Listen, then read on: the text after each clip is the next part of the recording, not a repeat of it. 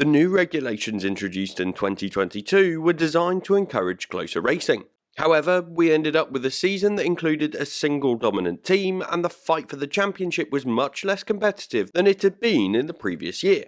So what can we expect from the racing in 2023? Let's have a look. My name's Andy, and this is Behind the Drive. The 2022 racing. In 2022, the reported number of overtakes was 785 over the 22 Grand Prix. In 2021, with the same number of races, there were just 599 overtakes. This suggests that there was more close racing on the grid with the new regulations. However, in terms of the points scored, it's clear that there was a dominant driver that scored 47% more points than the driver in second position, when in 2021 that same gap was just 2% more for Verstappen against Hamilton. Similarly, in the Constructors' Championship, Mercedes scored 4.7% more points than Red Bull in 2021, with the latter scoring 37% more than Ferrari in 2022.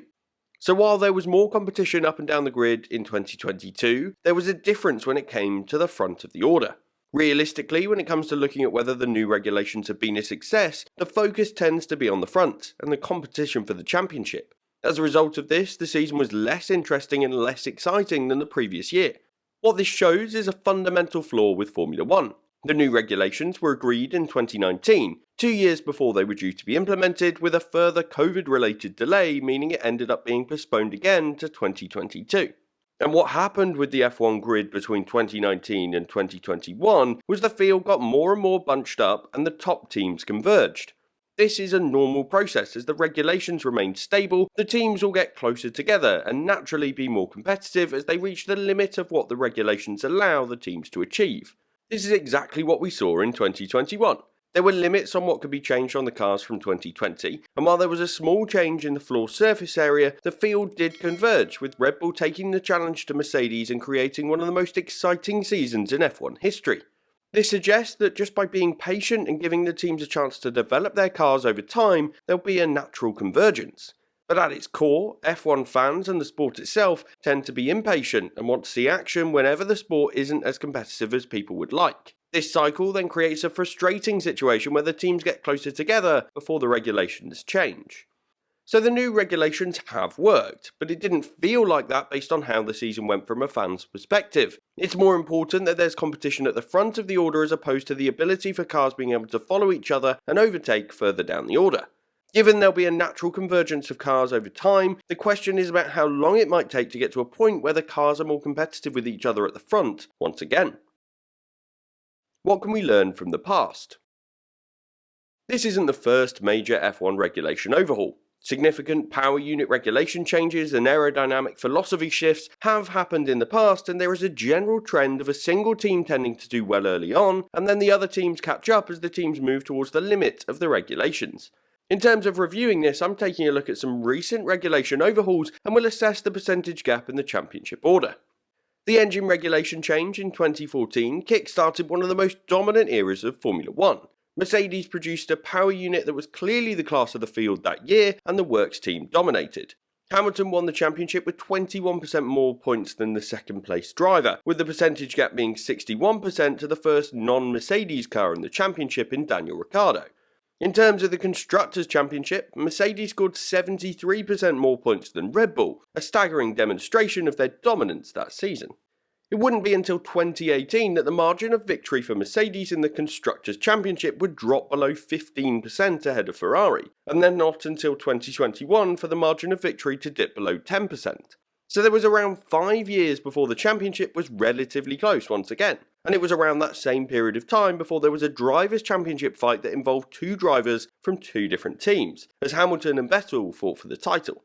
This was a long period where there wasn't much of a challenge at the front, and F1 runs the risk of following the same process with these new aerodynamic regulations. Going back further to 2009, there was a major shift in the aerodynamic regulations. The cars were stripped back from an aerodynamic perspective as the front and rear wings became the only two major aero devices. This season was a fascinating one, with Brawn GP being the team that got the regulations right, being one of the few setups that designed a so-called double diffuser, meaning they had a significant advantage at the beginning of the season. The difference with this era was the fact that while Brawn were on top early on, they didn't have the budget required to sustain that advantage for the season and continue their development. Their funding from Honda before the season began is what enabled them to have such a strong car in the first place, and so while they benefited from that and won the championship, 2009 is an example of a regulation change that produced a relatively competitive season from the outset. Brawn won the title with 12% more points than Red Bull, but it's worth noting here that there was the older point structure and fewer races in the season for a gap to build. Either way, there were some unique circumstances that make this example less relevant to the situation with Red Bull firmly at the top and developing rapidly. Moving into 2010, the first Red Bull dominant era began, and it was relatively close once again in 2010, with the Austrian team winning with just under 10% more points than their closest competitor. They then had a very dominant season in 2011 as the regulations changed with the double diffuser being banned and F-ducts removed as well. This resulted in Red Bull winning with 30% more points than McLaren that season. So during this time, the regulation tweaks weren't working to encourage closer racing and more competitive championships. Instead, the field was spreading out. The field did bunch up together again, with 2012 being a relatively competitive season with several drivers and teams able to win races. The percentage difference at the top dropped to 15, with Red Bull winning over Ferrari, and this season generally was one of the most entertaining to watch in recent history, with several different Grand Prix winners and a closer competition at the front. So what can we learn from this? Well, there are several elements of history that we can expect to happen again. In many situations, instead of teams converging from the off, there tends to be a period of time where the other teams are reproducing the best car on the grid, and it may take some time to develop these and get them right. This produces championships that are less competitive in the short run, but will encourage convergence in the medium term. So what can we expect for 2023? Based on recent history, I think it's a reasonable assumption to expect Red Bull to win the championship in 2023. The team's dominance in 2022 was clear to see, and if many other teams are looking to reproduce that car, it's likely that it will take some time to produce the new chassis and then test and understand it. This means that if the trend continues, we can expect Red Bull to continue to dominate the sport in the short term as the other teams start to produce cars that will probably look more like the Red Bull concept. This will then create an environment where those teams might be quicker, but they will be a whole year behind Red Bull in terms of their development and understanding. Other teams may choose to continue with their own concept. Both Ferrari and Mercedes' side pod design was drastically different to the Red Bull in 2022. If one of these teams continues down a path, it may become a dead end. The Ferrari development curve in 2022 didn't allow for significant improvements, while the Mercedes concept did show signs of getting more competitive as they were more often competing for race wins and podiums towards the end of the season. For me though, as we get into testing for this season, the focus is going to be on the general concepts of the new cars and how similar they are to the Red Bull.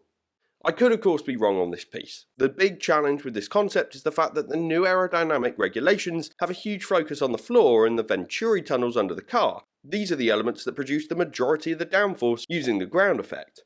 While teams will be able to view and potentially replicate designs on the visible parts of the car, it's unlikely that the teams will have such high quality images of the floor of their rivals' machinery. This will make designs more difficult to replicate, which could change the trend in 2023.